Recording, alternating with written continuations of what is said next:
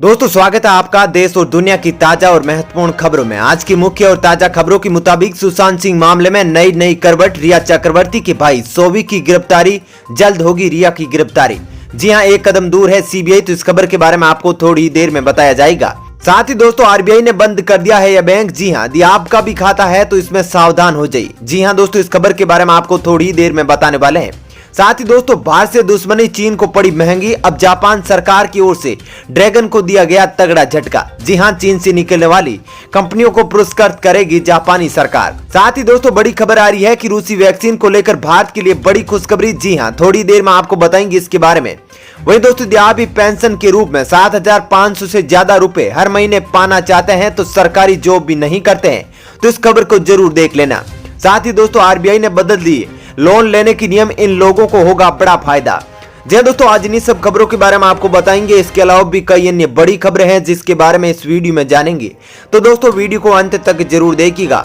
साथ ही दोस्तों वीडियो के बारे में आपकी जो भी राय हो कमेंट करके जरूर बताइएगा। और दोस्तों यदि आप भी हमारी मेहनत को सपोर्ट करना चाहते हैं तो इस वीडियो को लाइक और शेयर जरूर कीजिएगा।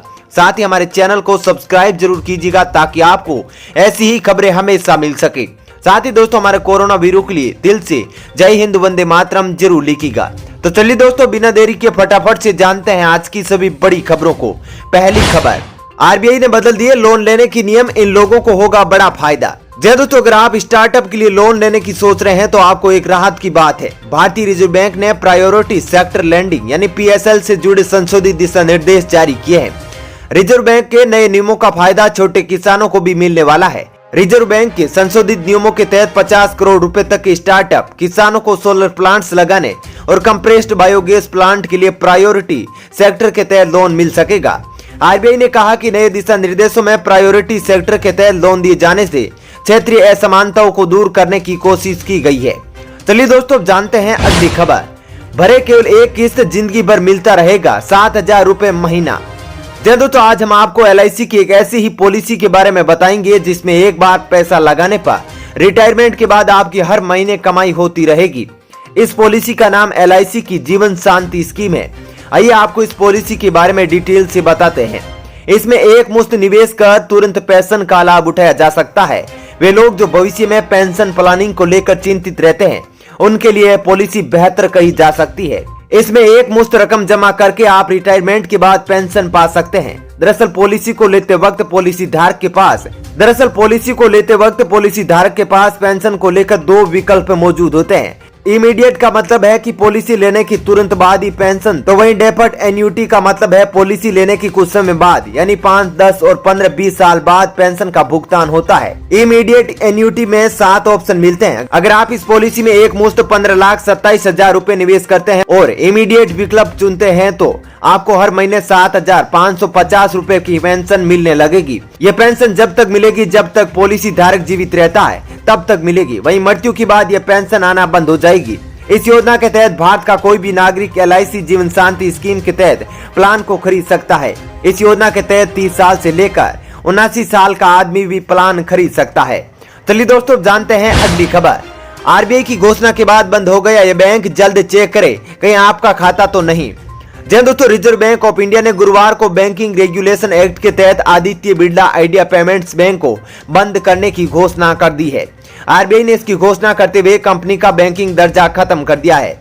दरअसल Aditya Birla idea payments bank ने पिछले साल नवंबर में अपने कारोबार समेटने की घोषणा की थी। कंपनी के अपनी मर्जी से अपना कारोबार समेटने का आवेदन भारतीय रिजर्व बैंक को दिया था, जिसे अब मंजूरी दे दी गई है।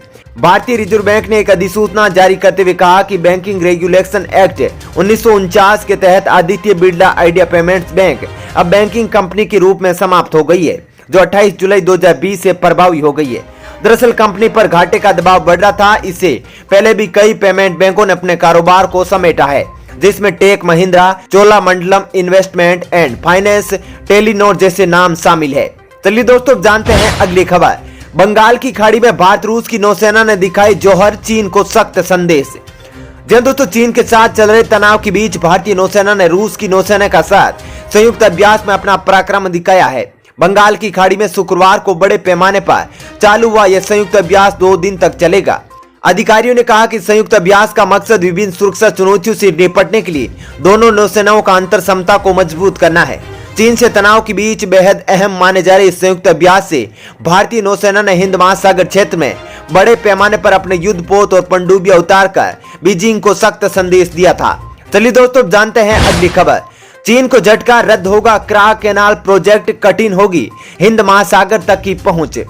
जन दोस्तों, भारत चीन के बीच सीमा पर सैन्य गतिरोध के बीच एक मीडिया रिपोर्ट के मुताबिक चीन को थाईलैंड में गंभीर झटका लगा है। इस रिपोर्ट में कहा गया है कि थाईलैंड सरकार का क्राक कैनाल प्रोजेक्ट को रद्द करने जा रही है, जिसे बीजिंग किसी भी सूरत में पूरा करना चाहता है, क्योंकि इसके बाद उसकी हिंद महासागर तक पहुंच आसान हो जाएगी। यही नहीं, इससे ठीक पहले थाई सरकार ने जनता के दबाव में आकर 72.4 करोड़ डॉलर की 2 चीनी पनडुब्बियों की खरीदी में देरी करके भी उसे झटका दिया है।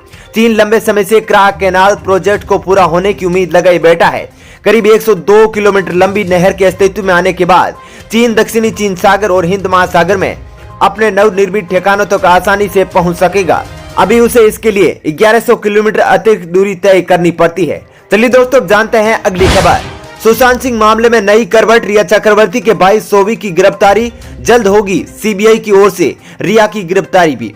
जन दोस्तों, सुशांत सिंह की संदिग्ध मौत मामले में सीबीआई, ईडी सहित नारकोटिक्स कंट्रोल ब्यूरो की टीम मामले की तफ्तीश कर रही है। केंद्रीय जांच एजेंसी यानी एनसीबी ने सुशांत सिंह राजपूत की संदिग्ध मौत से जुड़े मामले में एक बड़ी कार्रवाई को अंजाम देते हुए रिया चक्रवर्ती के भाई सोविक चक्रवर्ती को गिरफ्तार कर लिया है। मामले में जिस तरह से नारकोटिक्स यानी नशे का पदार्थ का सेवन करना और सेवन करवाने में रिया चक्रवर्ती के भाई सोविक चक्रवर्ती और सुशांत का हाउस मैनेजर सैमुअल मिरांडा की भूमिका सामने आ रही है, उसके आधार पर जल्द ही रिया चक्रवर्ती की भी गिरफ्तारी संभव है। इस मामले में अब तक कुल 5 आरोपितों को गिरफ्तारी हो चुकी है। शुक्रवार रात को कई घंटों तक हुई पूछताछ के बाद आखिरकार सोविक चक्रवर्ती और सैमुअल मिरांडा को गिरफ्तार कर लिया गया। चलिए दोस्तों जानते हैं अगली खबर। चीन को अब जापान से बड़ा झटका, अब चीन छोड़ने वाली कंपनियों को पुरस्कृत करेगा जापान। जी दोस्तों, भारत से दुश्मनी मोल लेना चीन को काफी महंगा पड़ रहा है। हर दिन उसे कोई न कोई झटका लग रहा है। थाईलैंड के बाद अब जापान से उसके लिए बुरी खबर आई है। जापानी सरकार ने ड्रैगन को आर्थिक चोट पहुंचाने के लिए बड़ा कदम उठाया है। जापान की तरफ से कहा गया है कि वह उन जापानी कंपनियों को सब्सिडी प्रदान करेगा जो चीन के बजाय आसियान देशों में अपना सामान तैयार करेगी। देशों की सूची में भारत और बांग्लादेश का नाम शामिल किया गया है। सीधे शब्दों में कहे तो चीन छोड़कर भारत आने वाली कंपनियों को जापानी सरकार पुरस्कृत करेगी। चलिए दोस्तों जानते हैं अगली खबर। रूस बोला दुनिया भर में कोरोना की वैक्सीन का करीब 60% उत्पादन भारत में।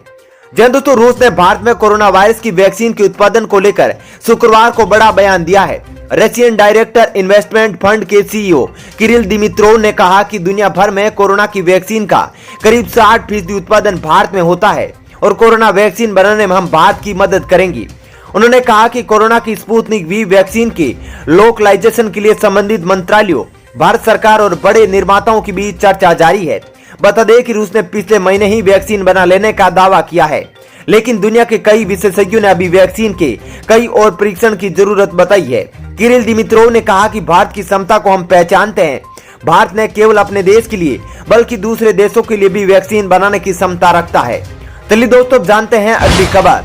देश में कोरोना संक्रमितों का आंकड़ा 40 लाख के पार, 31 लाख से ज्यादा मरीज हुए ठीक।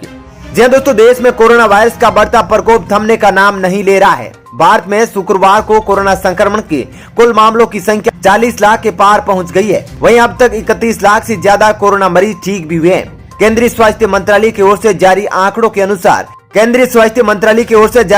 अनुसार अब तक 68,472 कोरोना मरीजों की मौत हो चुकी है। वहीं कोरोना से सबसे ज्यादा प्रभावित राज्यों में महाराष्ट्र सबसे ऊपर है। राज्य में शुक्रवार को कोरोना के 19,218 मामले सामने आए हैं। वहीं कुल आंकड़ा 8,63,000 तक पहुंच गया है। महाराष्ट्र में 25,964 कोरोना मरीजों की मौत हो चुकी है।